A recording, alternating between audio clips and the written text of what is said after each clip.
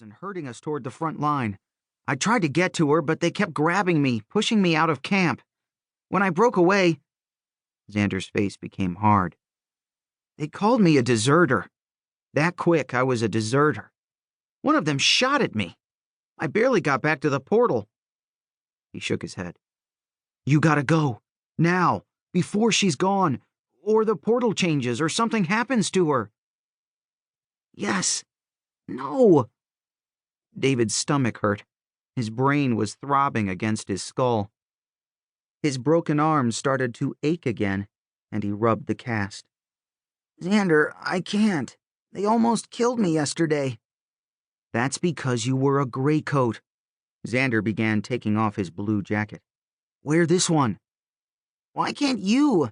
Just tell them. I'll never make it, Xander said. They'll throw me in the stockade for deserting if they don't shoot me first. They'll do the same to me. David hated how whiny his words came out.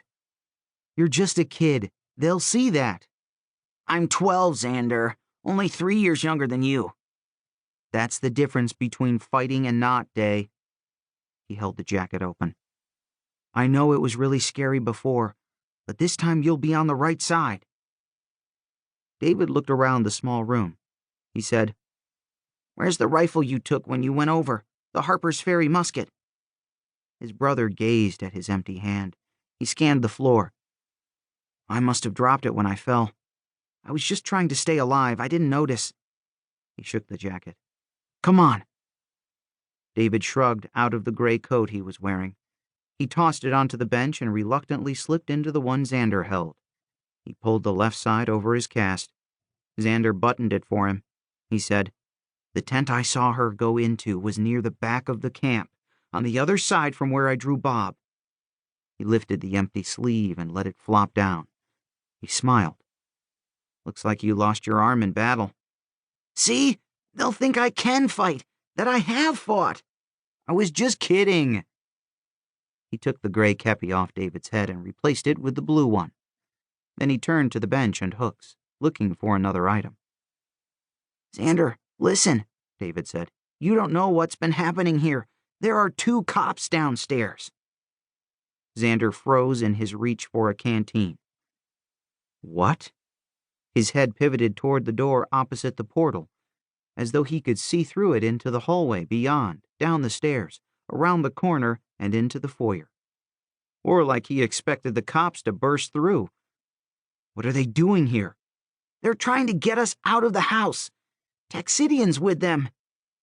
Just thinking of the creepy guy who was responsible for his broken arm frightened David, but not as much as the thought of getting hauled away when they were so close to rescuing Mom.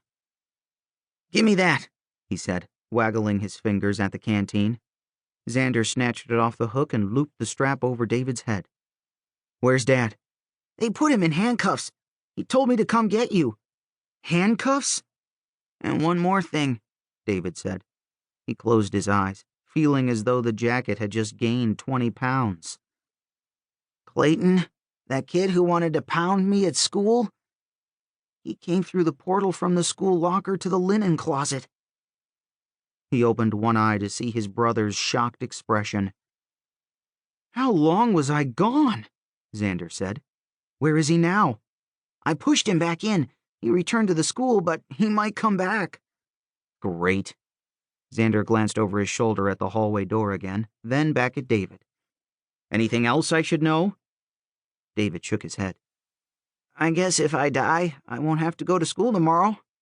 He smiled weakly. The school year, 7th grade for David, 10th for Xander, had started just yesterday, 2 days of classes. Mom had been kidnapped the day before that. David couldn't believe they'd even gone to school under the circumstances, but Dad, who was the new principal, had insisted they keep up normal appearances so they wouldn't attract suspicion. A lot of good it did, David thought, thinking of the cops downstairs. I don't know, Xander said. Dad would probably figure out a way to get your body there. David's expression remained grim. You'll be fine. Don't get taken away, David told his brother. Don't leave with me over there. Don't leave.